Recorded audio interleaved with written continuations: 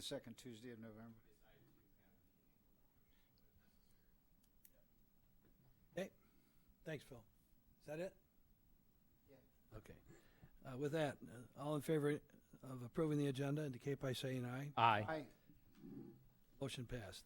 Now, we have several minutes here, and the reason, just for the audience's sake, Derek's been on board since this spring, and our prior director was off with surgery for several months, and minutes just didn't get done for our meetings, and the township clerk's been requesting that the minutes get done, so we're going to approve several sets of minutes here tonight. Mr. Chairman, Yes. I would make a approval of 5, 6, 7, and 8 on our agenda, all at once. I don't see anything wrong with that unless somebody has an objection. So we're talking about the minutes of our September 10th meeting, which is fresh in our mind, the minutes of December 11th of 2018, the minutes of March 12th and April 9th. So we've had a motion. I second. Motion is to approve all sets of minutes. And unless you made the motion. He made the motion, I seconded it. Anybody opposed to that? Want to discuss anything? All in favor indicate by saying aye. Aye. Minutes or for those 5 meetings are all approved. Thank you. And I also want to explain that Derek took the time on his own to listen to the recorded minutes or recorded meeting and develop some minutes. So thank you, Derek, for doing that.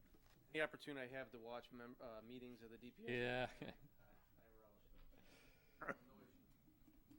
Item number 9 is approval of the bills, which I don't have any page numbers. I'll support that. Any questions? Hearing none, all in favor indicate by saying aye. Aye.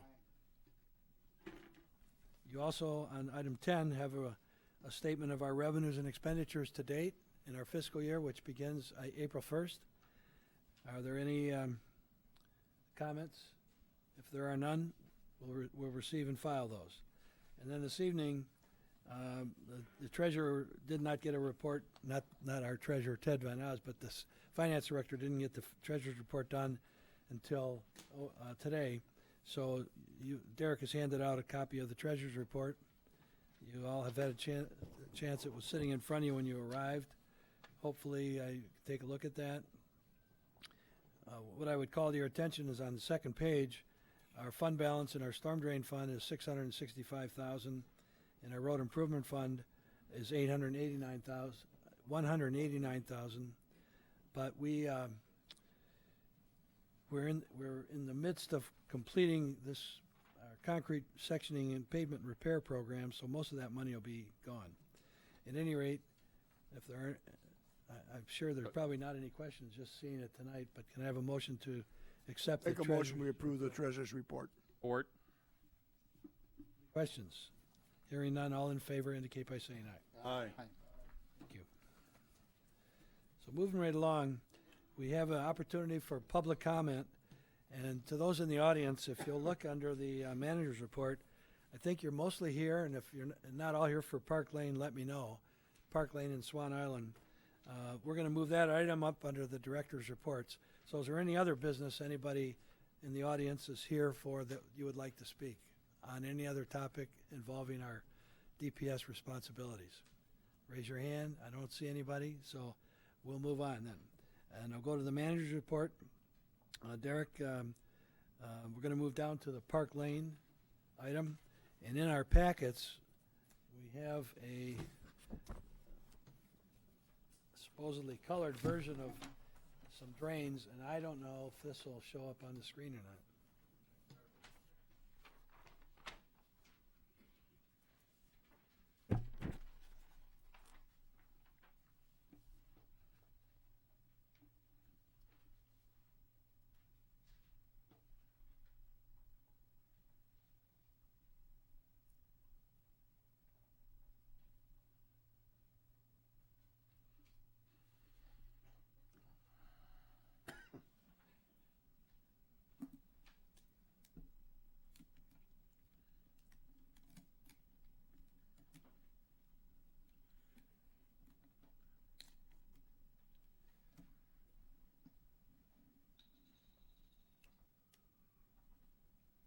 So, if you recall, a couple of meetings ago, the DPS Commission instructed our engineers to take a look at a couple of different locations. Drainage issues on Park Lane at the north end of the island, and then also drainage issues out on Swan Island.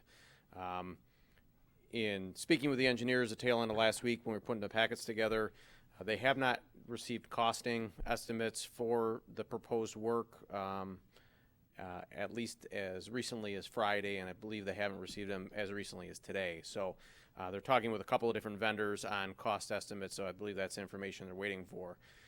But they have looked at both of the locations to review what the scope of work would end up being.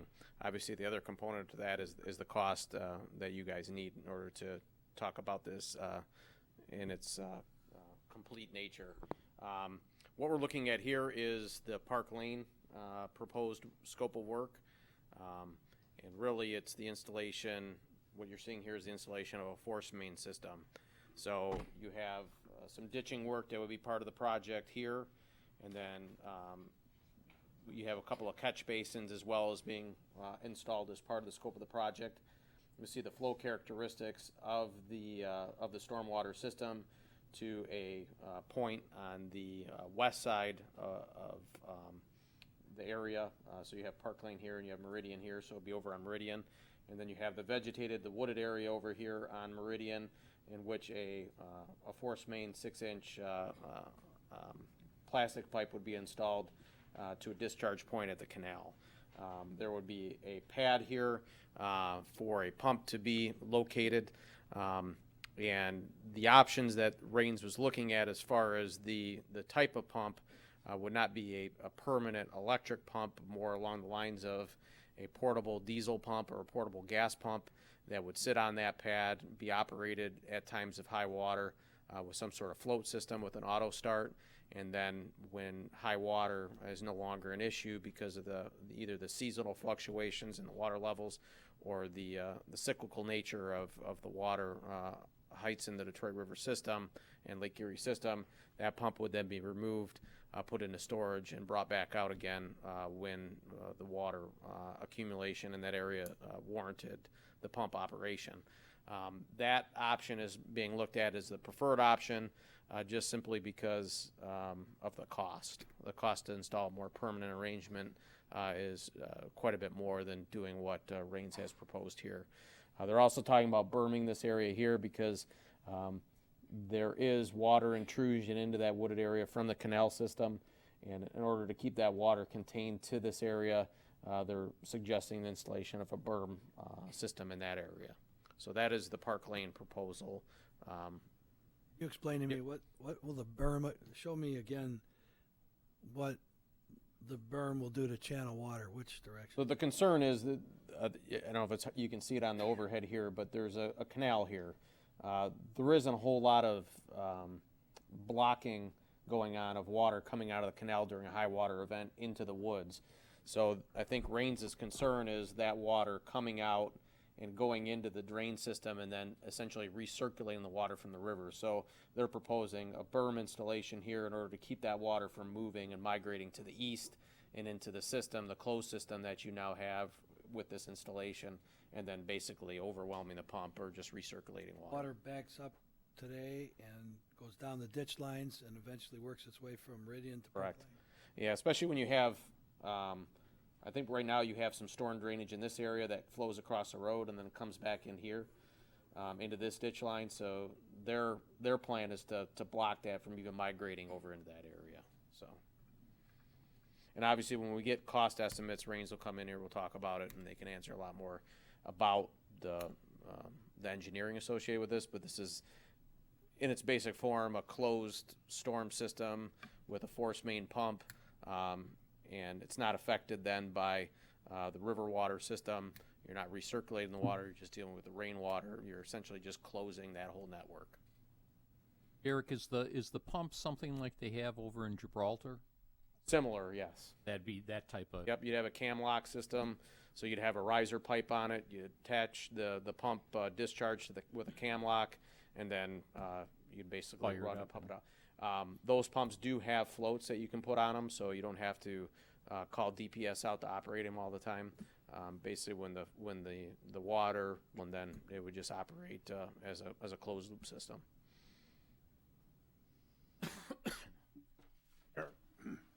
Is the majority of the problem that we're experiencing here high water, river high water? I would say yes. Yep. How many residents are involved? How many residences?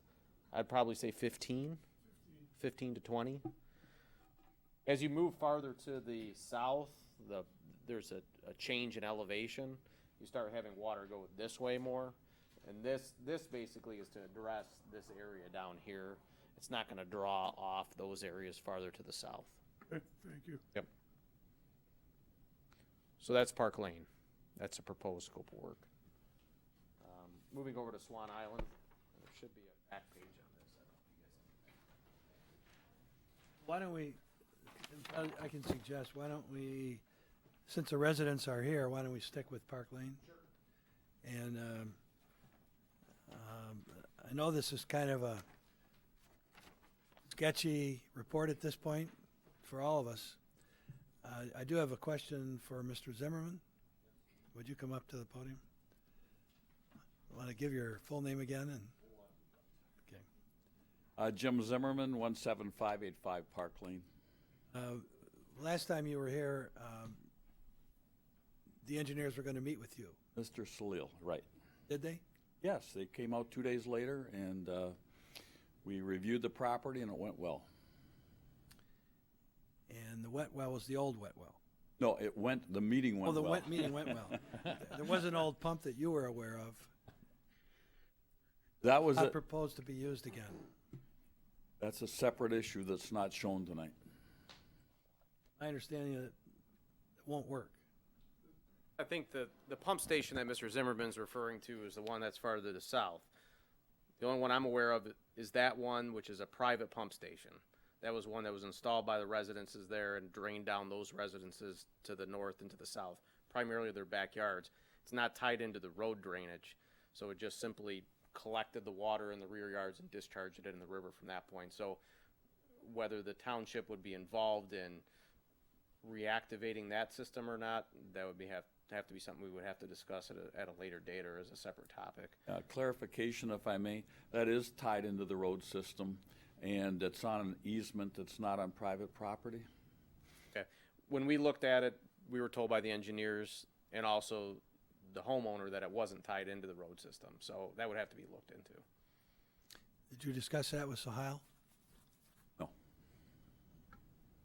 Thought you guys were going to talk about that. There were two separate issues. What brought it up last time is the discussion last time was about adding a pump station into the property that we just discussed. And I made the point that would not help the north end. There was a separate issue. They made the statement that it was all one connected area, and that's where you had recommended that we have a separate meeting with Solile from Rains, and that's when they came out. And they recognized that they are two separate issues. There definitely is a gradient change halfway between that pump station we're talking about and the north end. At about a halfway point between that pump station and the north end, it crowns and goes one direction and the other. It's not to say that pump station could not be tied into the road system, but what I was told by the engineer is there is no pipe that goes to the road system and goes to the ditch. We are having water issues on the west side of the road there, which you would need a pipe underneath the road to access that, to pull it this way and send it out towards the river. The capacity of the system, the capacity of the existing pit, the capacity of the piping, the capacity of the electrical service to that pit, all those would have to be reviewed to potentially upgrade it to address making it a permanent pump station that would service the road infrastructure, which, based upon the information engineers are telling me, it's not capable, it's not set up, and it's not tied into that system, into the road drainage system, so that would all have to be looked at. You know, that is possible because the road was replaced. It was at one time, but then Wayne County put the new road and the new ditches in, so that's very possible it's not connected. recently, recently. 1987, I believe. I was out there today, and there's a little bit of water in a couple ditches now, That's river height. river height. If that's the river height, are we going to accomplish anything? Absolutely. Absolutely. I'm asking you. Yes, absolutely we will. Drain the ditches Well, we along can, the road. no, the ditches, according, if what Derek said, Mr. Thiel, that they're gonna dam it off, and then they're gonna pump over. The river will be held back with the, This canal you're talking about. with this recommendation, yes. It has to be dammed off, just like you say, or you were just repumping river.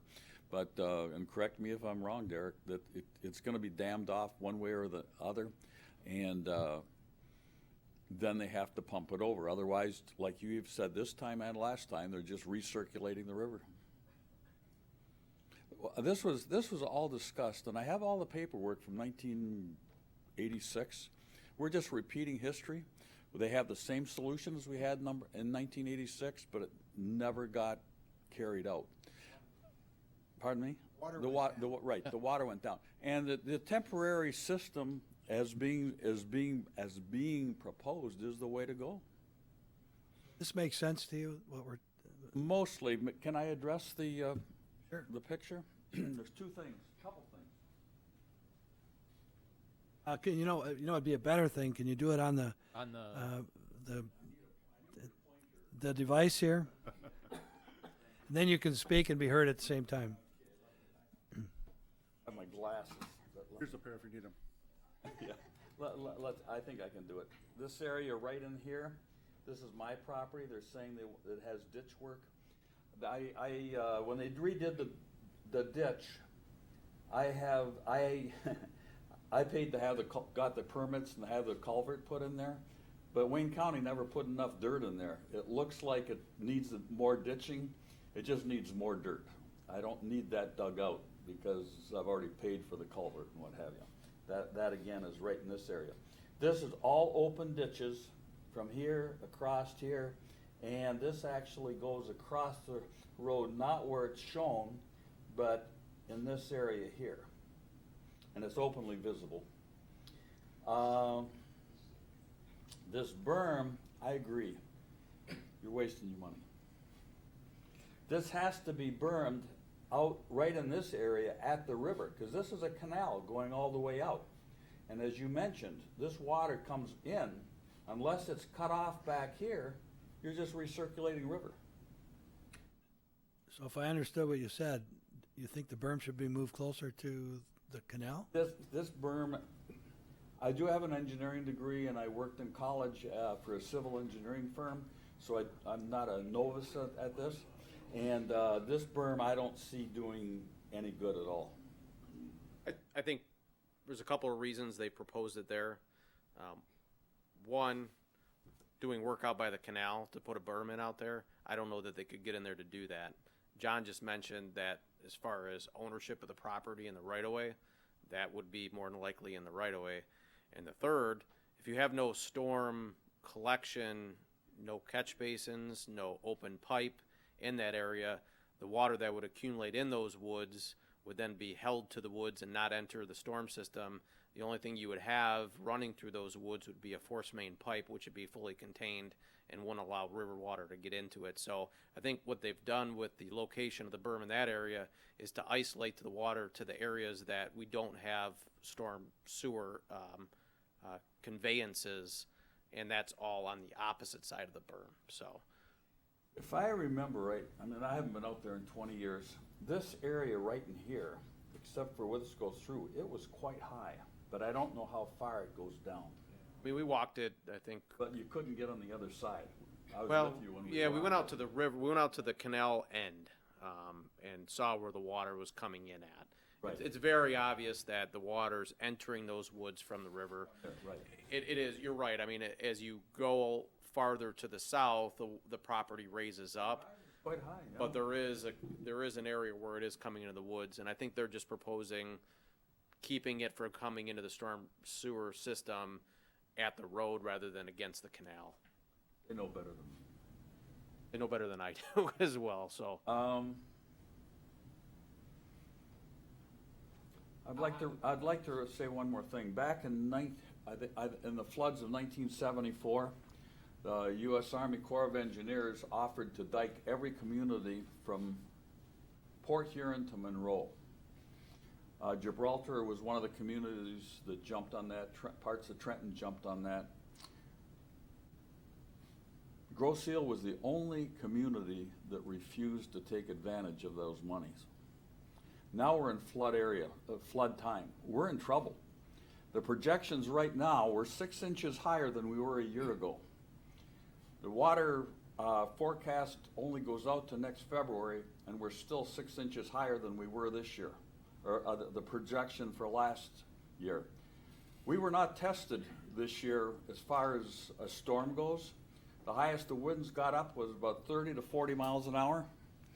When we flooded in 1974 and 1986, the winds held for 40 miles an hour for 3 and 4 days. And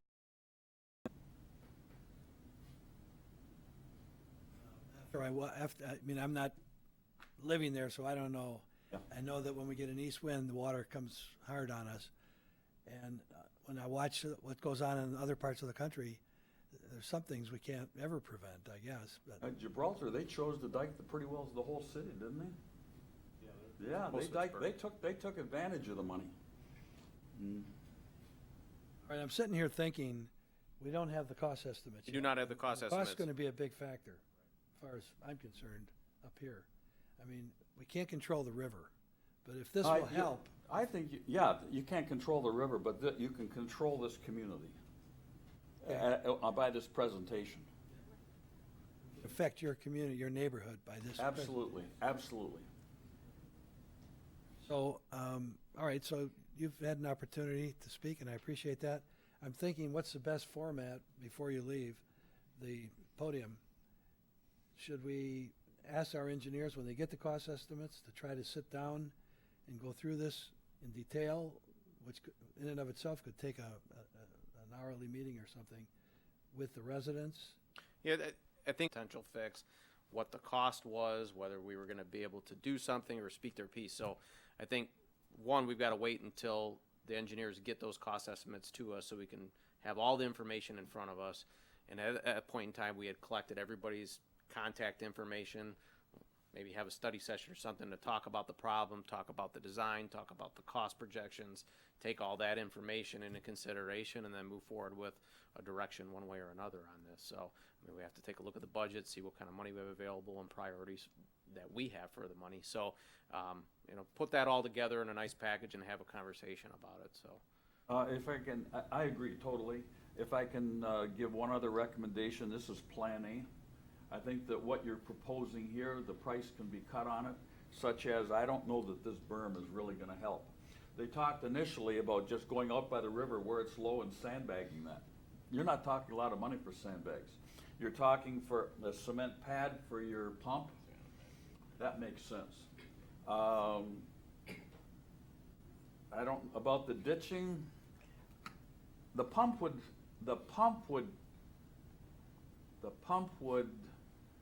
move the water with the ditching the way it is today. We proved that with pumps back in 1986, and I have that documented. I just missed the last 3 words in your sentence. In 1986, you proved that, and then there was about 3 more words. We proved with pumps. The township provided 4 pumps that we ran for 24 hours for 3 days, and we dammed off the run out with sandbags, and we proved that it could be pumped out. And we have a better ditch system as it sits right now than we did back in 1986. Okay, so, My point is, this is the bells and whistles.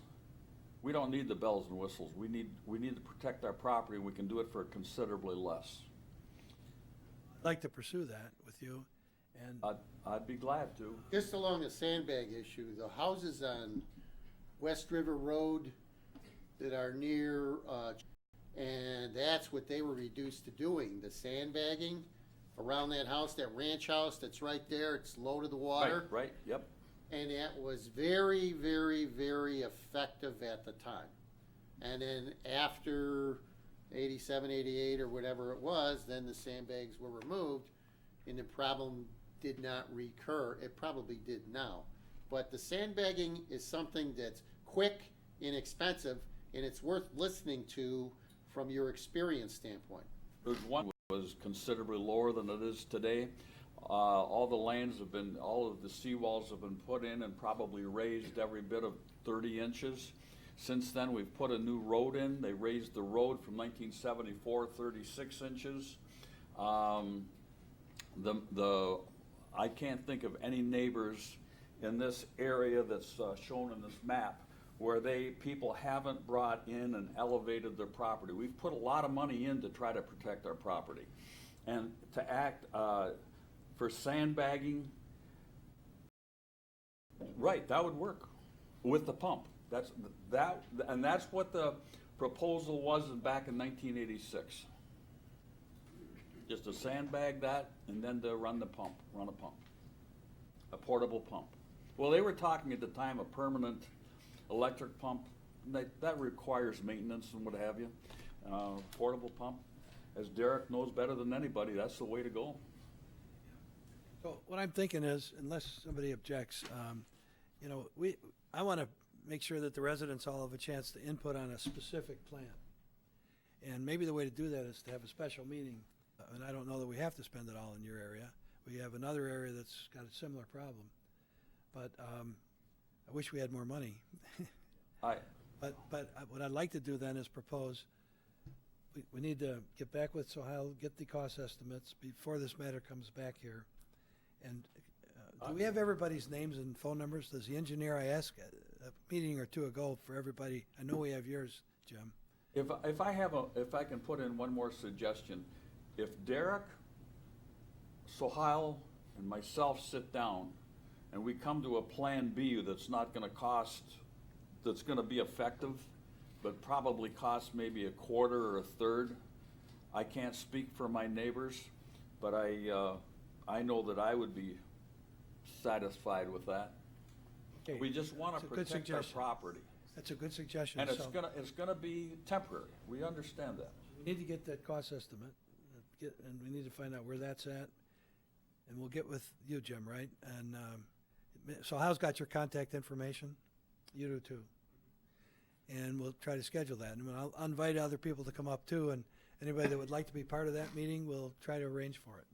That's all I can, then we can get the specifics. Then when it comes That back sounds like here, a we've plan. got a specific plan that people can buy into, and we'll have a budget. Sounds like a plan. Thank you very much. Thank you, thank you. At this point, I'd like to invite Cheryl or anybody else that wants to come up and speak to us. Yes, sir, come on up. Thanks. All you gotta do is give your name and street. Yeah, my name is Nasir Raja, same area, Park Lane. Yep. And Speak into the microphone, Mike? please. Mike? Yep, right there. Okay. My name is Nasir Raja from Park Lane area. And as you said, the front area is dried up now, as you saw, you are telling. And I have another problem that although the water level has gone down and there's a lot of things but I have a pool of water lying in my backyard. And I talked to a couple of knowledgeable engineers, and they came and they said, you know, this is not because of the high water level. It's your neighbor who has elevated their houses artificially. Their water is draining into my house. So my question is your plan is going to help me, or because this is a self-created problem for me, and why this was allowed to have uneven areas? You know, I have been living there for 40 years. Never had this problem. And now suddenly I have to feel, you know, the cost is from $30,000 to $20,000. And that's the penalty, you know. And I was wondering if your engineer can look at my house and tell me what's the real problem. All right, John, will you get Mr. Raja. Gentleman's name and address and phone number and write it down? And we will make a point of that.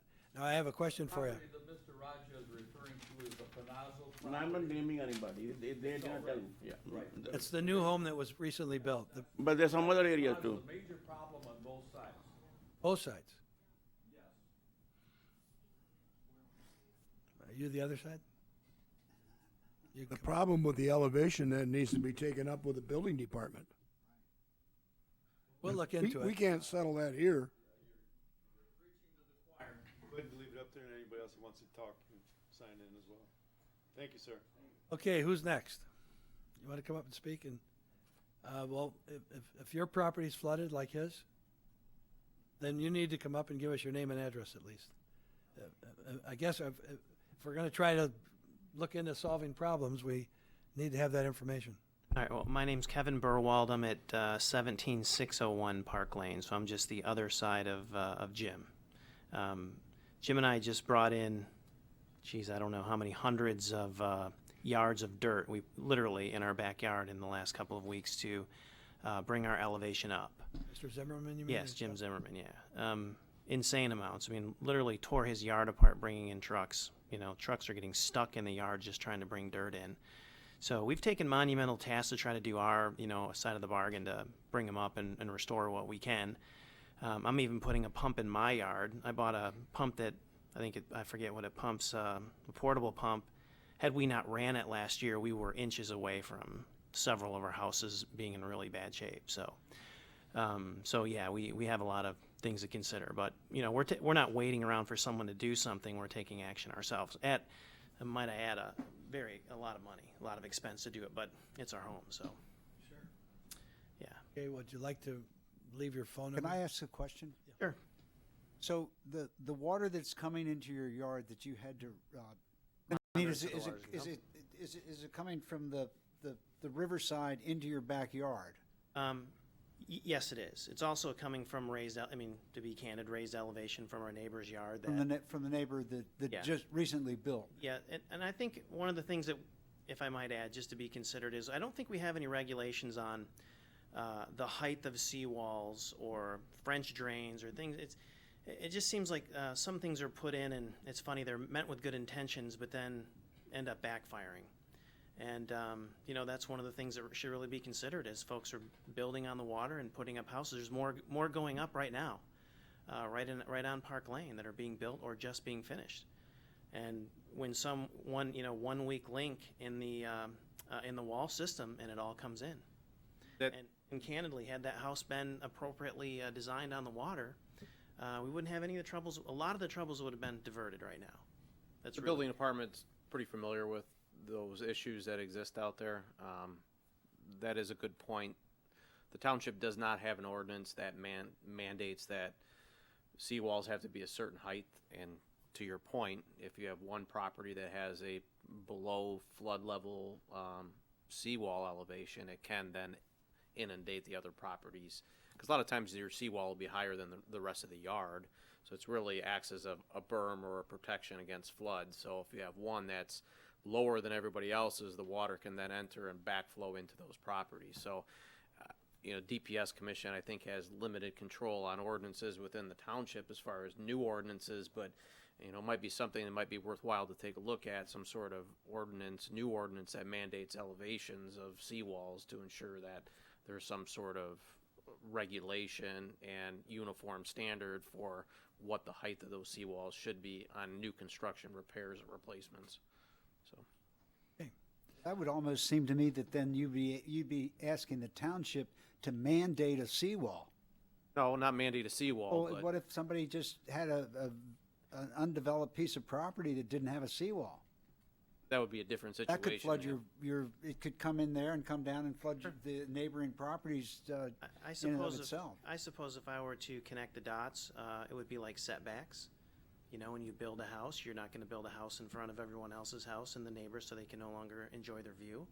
So in this situation, you would have to observe the seawalls or the property, the neighboring properties. I can tell you forgive me for saying it this way, but in other cities, almost anywhere in that I can think of, and other neighbors, and when they've come and visited me, and you know, we live in a pretty nice part of the world. I mean, it's beautiful, an absolutely beautiful part of the world. We're so privileged to be here. There's no community like ours, similar one, that would allow someone just to walk in and build without their neighbors being, you know, affected. If they're affected in a negative fashion, it just wouldn't happen. And you've got a gentleman right here who's lived here for 40 years. That has to, I mean, come on. That's just not fair. It's not right.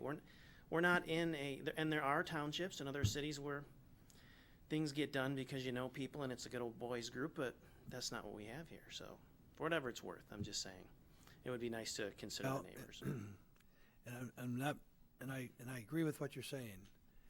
Unfortunately, we are, you know, we are not the planning commission, and we don't Yes. issue the permits. I'm not picking on you And guys I at know, all. no, I know what house you're Brenda, talking for about. sure. I know what house you're talking about, so. And I think what you just said is accurate. Okay. Appreciate that. Those Thank you. sentiments. All right. Want to put your contact information on that? Sure. Thank you. All right. Anybody else want to speak on this issue? Just come on up, Cheryl.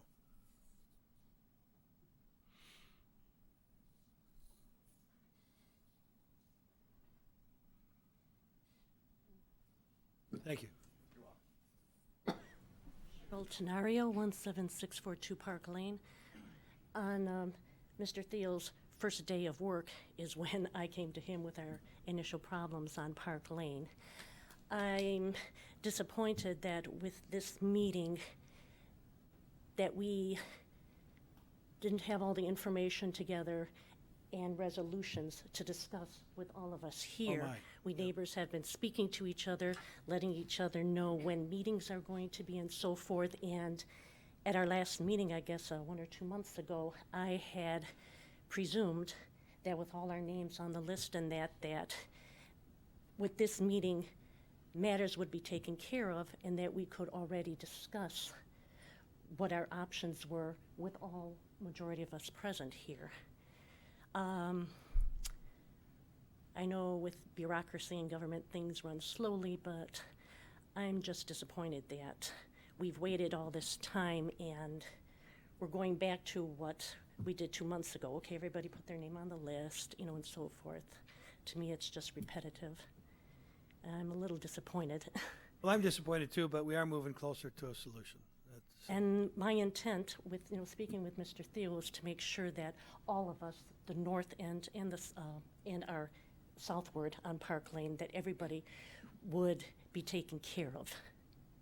Because it seems like Kevin on the end where he's on Meridian and Park Lane, and then Lou and Chris, who are right next to where the old pump is, they seem to have it the worst when we flood. Now, when it rains, yes, the levels go up high again in our ditches, and then it takes quite a while for them to go back down.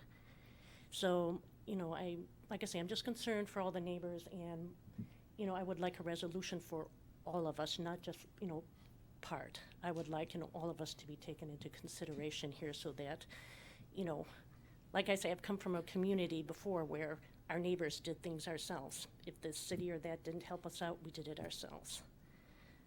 But, you know, we all pay taxes and, you know, and we are a community, and I do expect that we would all work together to come to some resolution, although that may not be easy. Thank you. Thank you for your comments. One more point. You know, Come up to the podium, please, because we're recording this meeting, so. Another concern I have is, you know, my whole house backyard is a big pond of water all this whole summer months, and I'm concerned about the mosquitoes there. There's a breeding ground for mosquitoes, and in Michigan, the triple E mosquito encephalitis is very prevalent in addition to the rest of the country. So that's my other concern. That is not only my selfish reason. I want to protect my neighbors too, but I am being affected, my neighbors. So that's my final point. Thank you very much. Thank you, sir. I hear you. Anybody else? Okay, I don't see any hands, so I guess the way we'll leave this tonight is we'll let you all know when we're going to have the answers, and we're going to push to get those answers quickly. You're welcome to stay. We have other business. You're going to discuss the Swan Island drainage problem?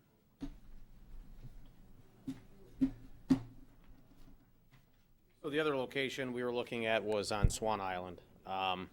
This is a diagram which shows the south end. The engineers did go out and dye test and try to identify where the outfalls are. Being that these are Wayne County drains, we don't have records, and we checked. We don't have records on where the storm system exists, where it flows.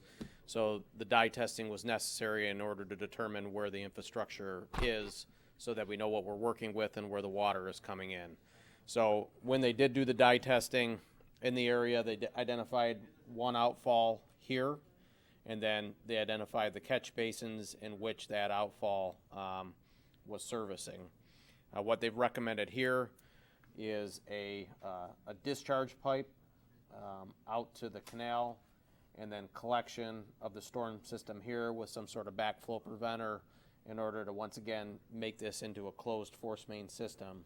The type of pump they've recommended in this area is a smaller electrical pump that would be automated. It generally will have a control panel probably about the size of this tabletop here, and then the pump will be inside of a structure and then tied to discharge, more than likely a 3 or a 4 inch discharge line. And we had those once again in Gibraltar. It's very similar, and rather than a diesel or a gas pump, this would be a more permanent electrical type pump, or an electrical pump that would discharge this stormwater in this area. So that's a proposed installation that Rains came up for this location. Now, I will mention that there is a similar issue to what we have on the south end of the property, or the south end of Swan Island. On the north end, Rains doesn't have a proposal for that, but I know that we've received complaints from a number of residents on the north end about a similar type water accumulation issue, and a lot of that is rain associated. So I would assume that the installation that you see here on the south end, a similar installation would be recommended on the north end. So really, I think we could probably extrapolate out the cost proposal for this south end installation to the north end, almost a double type cost, or twice the expense on the south end. If we incorporated the north end solution, that would be ideal, and that would be representative of the total cost for that island. Now, I'm not aware of easements that we have in that area, so if we were going to install a discharge pipe, it would more than likely require private property access and private property allowances in order for us to do an installation of the discharge pipe, which is what is being shown here. So, Phil, that's across your property. Right. Yeah. Well, let me make a couple comments. Initially, thanks for coming out and checking everything out. From what you show on the map, there are 6 more catch basins going north on Swan Island that feed into that same system. Mm-hmm. In other words, the flooding of the road from backup of that one outlet drain goes all the way off the map to the north. In other words, when we would have the higher river levels, it would go all the way off the map to the north, and that outlet that goes across the Allen's property that's exactly where the existing outlet always was. Mm-hmm. And that had a flapper on the end of it, which corroded off a number of years ago. My only other comments would be, if you look at where they've located, and it's hard to see on the map, where you've located the pump, you can see that the road becomes a T down there. You can kind of see where the hedge line goes. In other words, the road comes down and makes a T at the end where the pump is. And that's a deeded easement to the county, because there used to be an actual cul-de-sac turnaround at the end there. And they acquired some property rights from the Howells that owned both sides of the road at the time and created that T.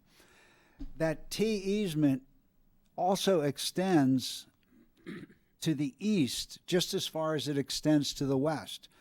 So you see where the concrete starts on the east side of the end of the road. about a third of that concrete is really already eased property to the county. When the house was built there, the guy just put his driveway there, just did it, and nobody ever said anything. My suggestion would be that you look at locating that pump, if you zoom out again a little bit, or zoom over towards where the boat is, okay, there, that if you notice at the my property line goes straight across the end of the road to the canal. And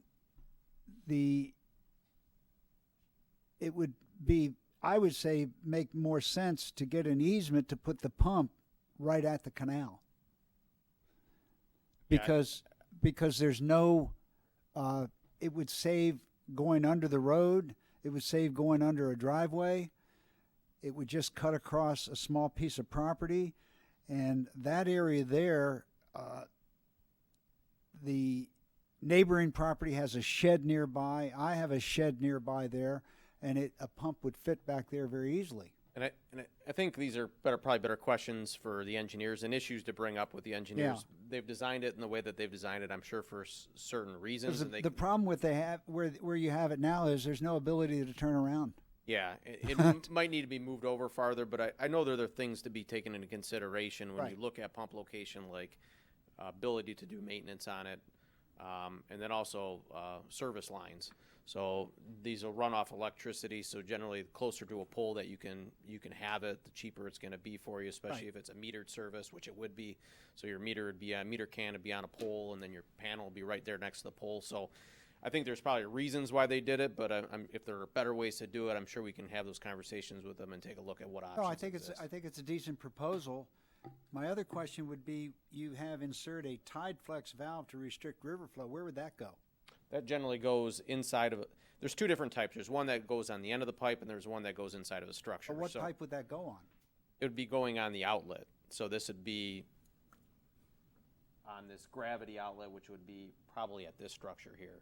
So the newer tide flex that they're working with, or that they're installing, don't go on the end of the pipe, which would be the gravity discharge. They go inside the structure, and the reason being is they're easier to work on because they're inside a structure, and second, they don't get silted in, which a lot of times you see when they're installed on the end of the pipe. I mean, that line is the only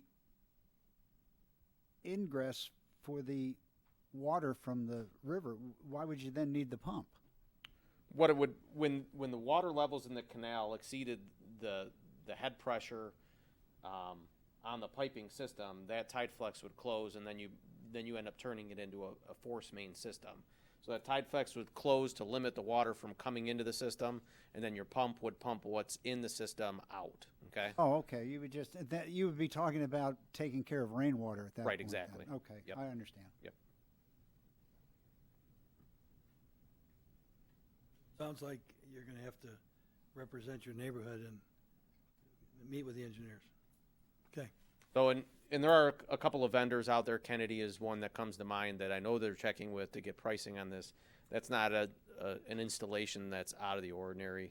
That's something pretty common that you normally see. So, they should be able to get you pretty concrete numbers on what we're looking at. So, for costing for that. Jim, just while you're here, what my thought is I'm going to get with the engineers tomorrow, see where they are with the cost estimates, and try to arrange for a meeting with you, Derek, Sohail, and I'm going to attend, and probably Phil should attend unless anybody else wants to. But yep, got you. Okay. Does that sound like okay to everybody? Okay. With that, we're going to move on to other items. So you can go back up to. Everybody's done, I assume. Okay. We're going to go back up to manager's report. And the first item you had was Suez contract. We had an executive session to discuss that earlier. I don't have a whole lot to add other than, we'll move forward with the conversation that we had earlier. I believe we have a meeting with Suez coming up in the middle of October. October 14th. 14th, yep. So we'll be talking to Suez then.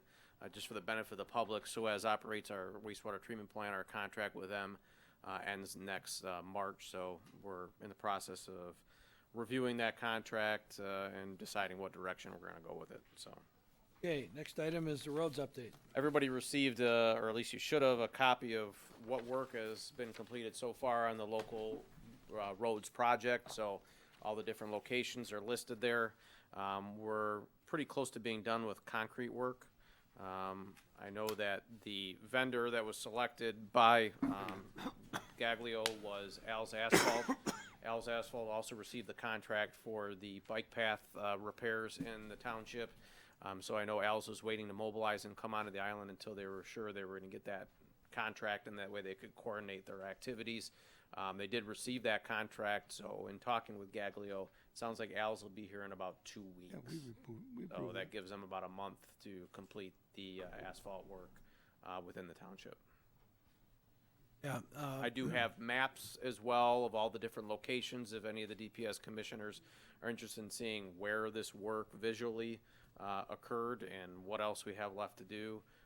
If you're interested, I can show those. If not, you can come and see me and we go over them together if you'd like. I think I have them by heart. One is Alba, the road that goes over the bridge to Alba Island. Once you go over the bridge, it's the intersection. That's one. One is the court at Rio Court next to the airport here, where it's greatly deteriorated, and that's going to be redone. And the third was to do the intersection at Swan Island and Swan Island Drive. So those three. I would just hope, I mean, that's good work for them to do even in the springtime. And they were held up not because of us, but because of the county. So before they rip something up and can't finish it, I mean, it looks like the weather's not going to get much better, at least short term. But by the weekend, it's supposed to be more winter-like. Yeah, a lot of it is weather dependent, whether We'll see. load limits go on the roads.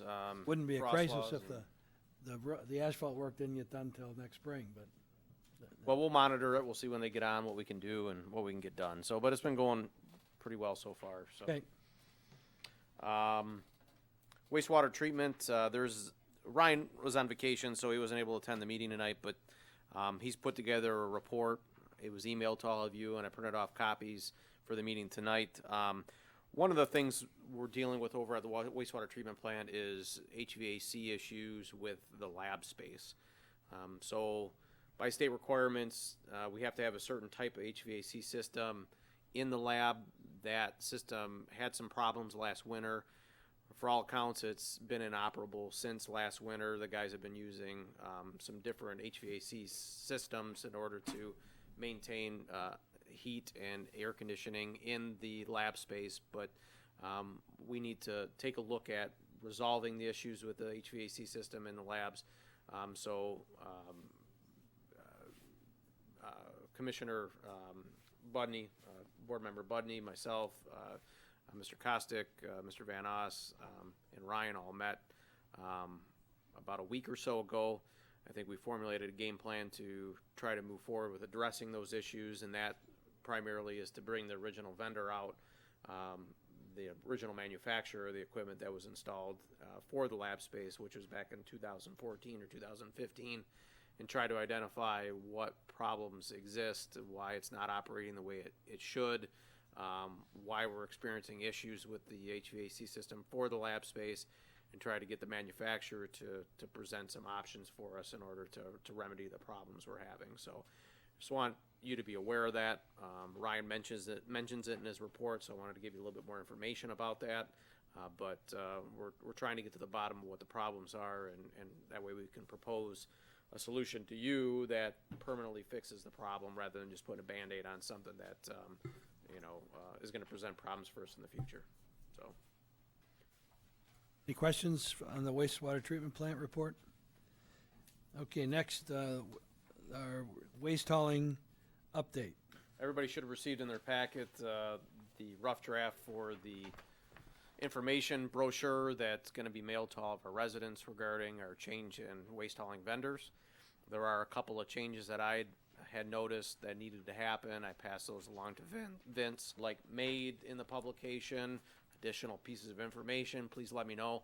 I'll send those to Vince, get them added, deleted, changed. That way we have a document that goes to our residents that covers all the points. Well, I got a question on this. Sure. on this recycling stuff. They got plastic, paper, cardboard. And it says no glass, no metal. So, okay, I can go along with the metal, but what about the aluminum? That's one of the biggest recycling items we have. And I did talk to Vince about that. That was one of the things that I said we needed to correct. For some reason, he was under the impression we didn't want to do metal, and that wasn't the case. So he's going to change that. Metal will be added. Glassware main is something we're not interested in. But Okay, metal- I can see not throwing tin cans in there. They should go in the garbage to the landfill. But as far as aluminum, like your pop cans and beer cans that don't have a deposit on it, and pie pans and stuff like that, and aluminum foil, that's all recyclable. Right, and when we spoke to him, I think that steel was also something that had value, so I think he's going to add all metal back into it. So, Derek, also on the yard waste collection, they ended in last Wednesday in November. Yep. We've been going into December. yep, that was an additional suggestion for a change. Yep. The other one that we had, so that if you come across this and you have a question about it, was there were some comments about Freon. Freon appliances, putting your fridge out by the curbside. Well, that's not the way things work. You can't just take your fridge and put it out by the curbside. You have to call for a pickup if it has Freon, or make other arrangements to get the Freon out of it before you dispose of it. So there are a couple of changes that need to be made, but that's why he sent us a draft to review it and go from there. So. Do you think, and here's the new schedule, everybody. Do you want to, if anybody's watching, you want to show that schedule? Do you think that you should have the township phone number on here someplace? On this brochure? Derek? Sure. I mean, it's got their phone numbers on it, but Yeah, that's no problem. We can have them add our phone number on there for reference. The way I see this working is people put this on their fridge and they refer back to it, and if it's an easy access point for our contact information, I see where that makes sense. But Chairman Cossack had recommended putting together some foam boards and some posters with the new waste collection schedule. So there's a copy of that in the lobby right now. We have 4 more of those, which our intent is to deploy those across the township. Hopefully do that this week. Kroger, the post office, any other areas that the DPS Commission thinks would make sense. But basically, it gives some key points for pickup and the new schedule and what it all means. So I'll pass that around. You probably can't see it from here, but. or you can just show it to everybody. There's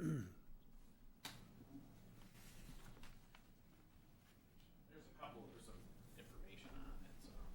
Well, can you just hold it back there for everybody? Yeah, but no, Yeah. So we're gonna try to post this at Kroger's, the post office, the CVS, maybe the hardware store. I don't know if Kroger's will let us, but so that people are made aware of it, and all we can do. The other thing that wasn't Plus in the brochure. this mailer will go out to everybody. Right, and one of the other things that wasn't in the brochure was the date in which the service changes. That's November 18th. So just for the residents that are watching, November 18th is when we change vendors, and November 18th is when your pickup day will change. So, and the map indicates which day will be yours. So either Monday or Tuesday. Could we put it on the Gross Seal website? Connect and all that, yeah. We'll do a push notification as we get a little bit closer, maybe in a week or so here, so people are aware of what's going on. So we'll get the information out the best we can through a lot of different methods. Push notifications, Grow Seal Connect, the posters, the flyer going out to all the residents. This will be mailed out to everybody. Right, and then also Chairman Cossack had set up an appointment with us to get a hold, or to meet with the Grow Seal Grand. So there'll be an article coming out in the Grow Seal Grand about the change in provider, what it means for our residents, the change in the schedule. A copy of the map will go in there as well. So we're going to try to hit it in as many venues as we possibly can. Residents should really start seeing this in the next week or so. Okay, any other questions? Thank you. Next item is John Keim, Safeway, where they stand. They should be finished by the end of the month with section 2. Currently working on Meridian Road, Lakewood South to Ferry Road, but they stopped short of Ferry Road before we get into section 3. There's some backyard easement work that needs to be done along the thoroughfare canal. We're gonna assess that this week to see if it's even accessible at this point because of the high water and just being in the backyards, it's wet. So we may have to delay that until spring. Going Everything very else is well, going very well. Yes. You've identified a number of areas you're gonna start to make repairs in. Yes, sir. Questions on that? All right. Also, I'd also like to mention that Wayne County is having a Household Hazardous Waste Day on October 19th. It'll be at Wayne County Community College on North Line, and that will be from 8 to 2 on October 19th. Be on our website, Yes, Girls Hill TV. correct. From staff, anything else? Just the water loss report. There was a mistake in the last water loss report we did. The number for our July was off. That should have been August number, so that has been corrected. So water loss report is included in there for your reference, as it will be for every month moving forward. So, Okay, you're doing a good job, Derek. thank you. Also, Bill, fall water main flushing or fire hydrant flushing and maintenance is ongoing. We're working currently from Bellevue South along East River Road, between Meridian and East River. Should be finishing the next week or so. Residents will be getting push notifications about where we are. Please be patient with us. I know I've gotten complaints that you're blowing up my phone with too many messages. It's for the benefit of the rest of your residents. It's not too cumbersome for us to give those notifications out. It doesn't take any time at all. So we're just trying to do the best we can so everybody knows kind of where we're at and we don't ruin anybody's whites as they wash their clothes when we're doing fire hydrant flushing. So. Okay, that's a good idea. Good point. With that, are there any discussion items? Hearing none. The chairman has no report. We'll go around the table. Jim? No, I have nothing else. Brenda? No. No additional comment. John? Nothing further, no. Phil? Two things. Derek, thanks for the email on the articles on recycling. Can you get those printed out so that we could then possibly include those in any recycling informational studies that we have going forward? I thought they were very good articles, right to the point. They Good point, Phil. And then back to roads again. This is more for the public, not for the commission, but I hope everybody's paying attention to where the state of Michigan is with their roads budget. Unless something's changed that I haven't heard of recently, the last proposal that was rejected by the governor had $400 million for roads that was lined out, and we're back to the request was for $2.3 billion for an ongoing period of time to do our roads, and $400 million was turned down. So if anybody that is listening is expecting bigger and better things to happen with Grosse Ile roads, I don't think it's going to happen soon. Good point. And Les? I have nothing further tonight. Thank you. Ted? Staff has no more comments. I'll entertain a motion to adjourn. So moved. I will second it. Moved and supported that we adjourn at 8:08 p.m. All in favor indicate by saying aye. Aye. Meeting is adjourned. Thank you.